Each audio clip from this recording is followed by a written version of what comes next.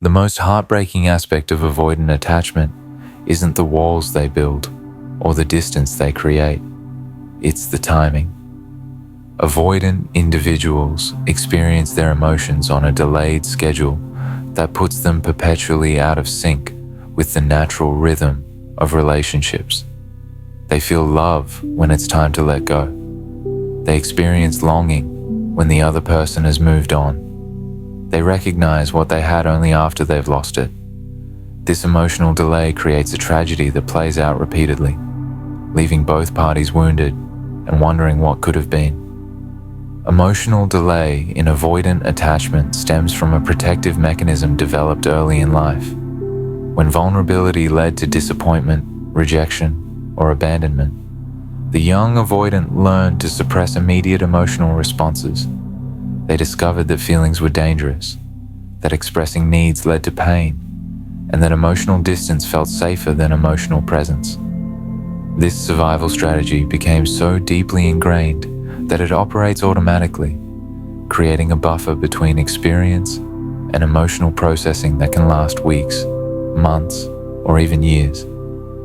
In real time, while a relationship is active and available, the avoidant person experiences emotions through multiple layers of filtering and suppression. They might feel attracted to someone, but they won't fully acknowledge the depth of that attraction. They might enjoy someone's company, but they'll minimize the significance of that enjoyment. They might even love someone deeply, but they'll keep that love at arm's length, treating it like a dangerous substance that must be handled with protective equipment. This emotional suppression isn't conscious or deliberate. The avoidant person isn't sitting there deciding to withhold their feelings or calculating how to maintain distance.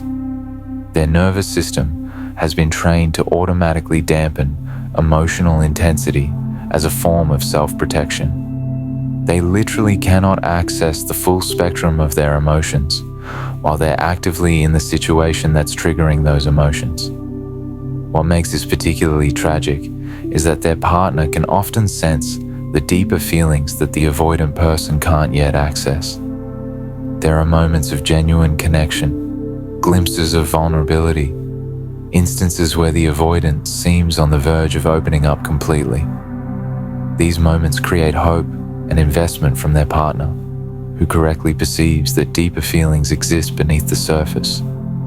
But the avoidant person can't sustain access to those feelings, can't build on those moments of connection, because their protective system immediately kicks in to restore emotional distance. The partner watches someone they love struggle with intimacy, offering patience, understanding, and space for the avoidant to work through their issues. They believe that given enough time and safety, the avoidant will naturally open up and reciprocate the emotional investment. They're partially right about the feelings being there, but they're tragically wrong about the timing. The cruel irony is that safety and patience often don't help the avoidant access their emotions in real time. In fact, security can sometimes make their defenses stronger because they have more energy to maintain their walls when they're not actively worried about losing the relationship. The avoidant person can become comfortable with the predictable dynamic where their partner provides emotional stability while they maintain emotional distance. Meanwhile, the delayed emotional processing continues working in the background like a slow-running computer program. The avoidant person is storing experiences, cataloging moments of connection, and building an emotional attachment that they can't consciously access yet. Their heart is learning to love, while their mind maintains the illusion of independence. Their body is relaxing into the comfort of consistent companionship, while their thoughts focus on maintaining autonomy. This background processing creates what psychologists call emotional debt. The avoidant person is accumulating feelings they can't acknowledge, building bonds they can't celebrate, and developing dependency they can't admit. All of these suppressed emotions and unacknowledged connections are being stored in their psychological system, waiting for the right conditions to surface. The trigger for emotional processing usually comes when the relationship is threatened or lost.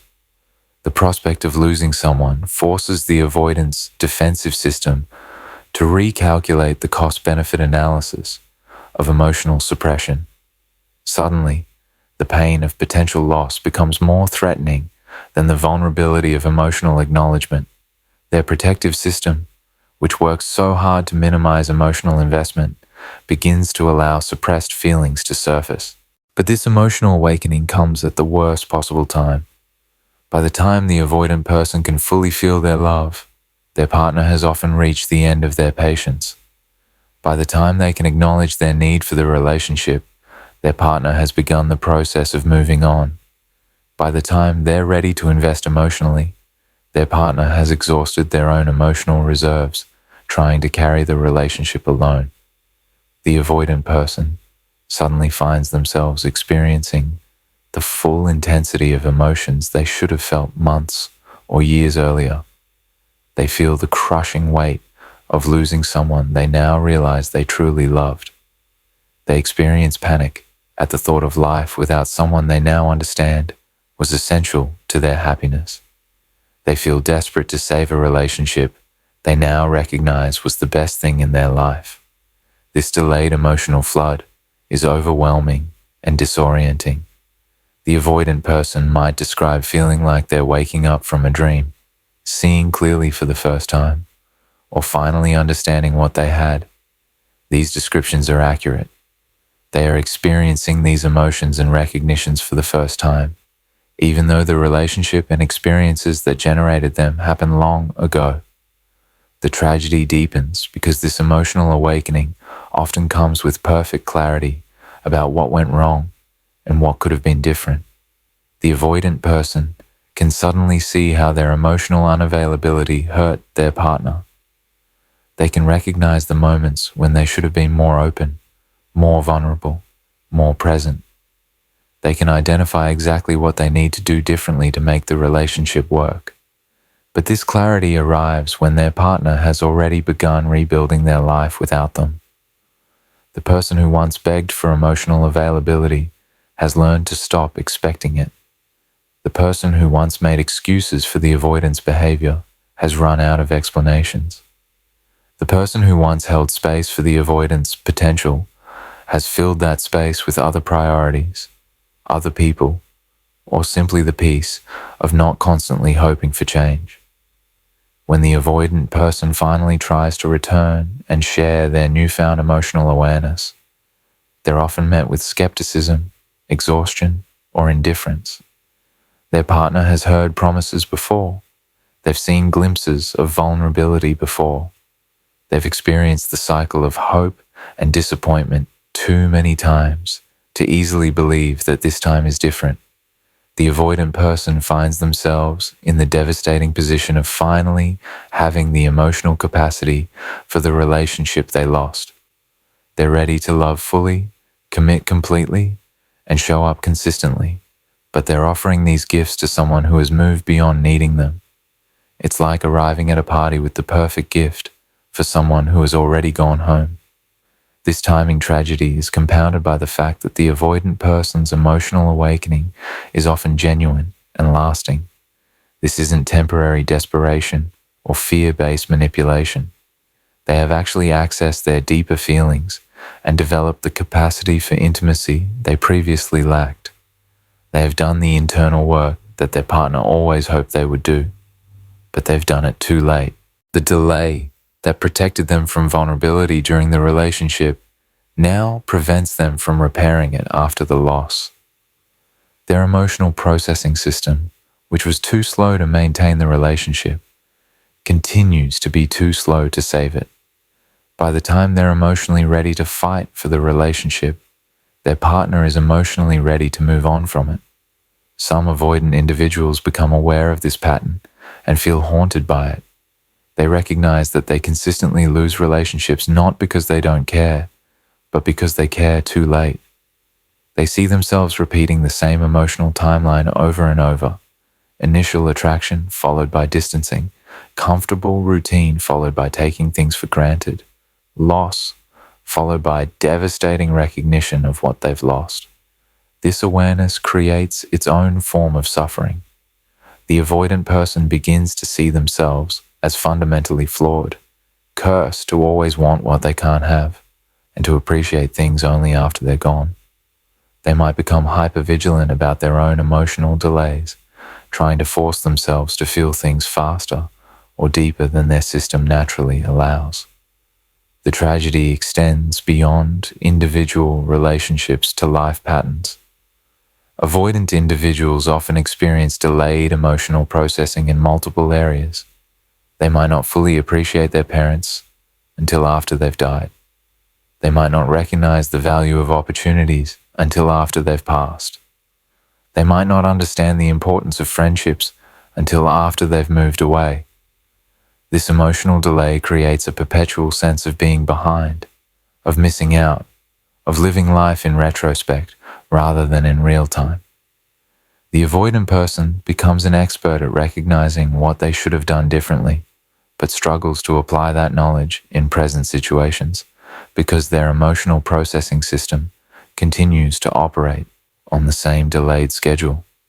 Recovery from this pattern requires understanding that emotional delay isn't a character flaw or conscious choice. It's a protective adaptation that served a purpose, but now creates more problems than it solves. The avoidant person needs to develop awareness of their delayed processing without judgment or self-criticism. Learning to recognize emotional delay while it's happening can help avoidant individuals make different choices. They can learn to trust that their feelings will deepen over time and make decisions based on that expectation, rather than waiting for the feelings to fully develop. They can practice expressing appreciation and affection, even when those emotions feel muted or unclear. They can also learn to communicate about their emotional delay with partners, explaining that their feelings develop slowly but run deep once they're fully processed. This transparency doesn't excuse emotional unavailability, but it can help partners understand that lack of immediate emotional expression doesn't necessarily indicate lack of caring. The most successful relationships involving avoidant individuals often require both parties to understand and work with the emotional delay, rather than against it. This might mean the partner learning to recognize subtle signs of emotional development, rather than expecting obvious expressions of feeling. It might mean the avoidant person learning to express whatever level of emotion they can access, rather than waiting for perfect clarity. For those who have experienced the tragedy of loving an avoidant person who awakened too late, understanding this pattern can provide closure and healing. It explains why someone who seemed emotionally absent could return with such intensity and clarity. It clarifies that the loss of the relationship wasn't due to lack of love, but to timing and emotional processing differences. This understanding doesn't obligate anyone to give second chances or excuse hurtful behavior, but it can transform anger and confusion into compassion and clarity. The avoidant person's delayed recognition of love doesn't diminish the pain their emotional unavailability caused, but it does confirm that the connection was real and meaningful, even if it was experienced on different timelines. The ultimate tragedy of avoidant attachment is that it creates losers on both sides. The avoidant person loses relationships they actually value deeply. Their partners lose the emotional reciprocity they deserved. Both parties end up feeling misunderstood and unfulfilled, often carrying wounds that affect future relationships. Breaking this cycle requires recognition that emotional timing matters as much as emotional depth. Love that arrives too late can be just as destructive as love that never arrives at all. The avoidant person's biggest tragedy isn't that they can't love, it's that they love too late to save what they're losing.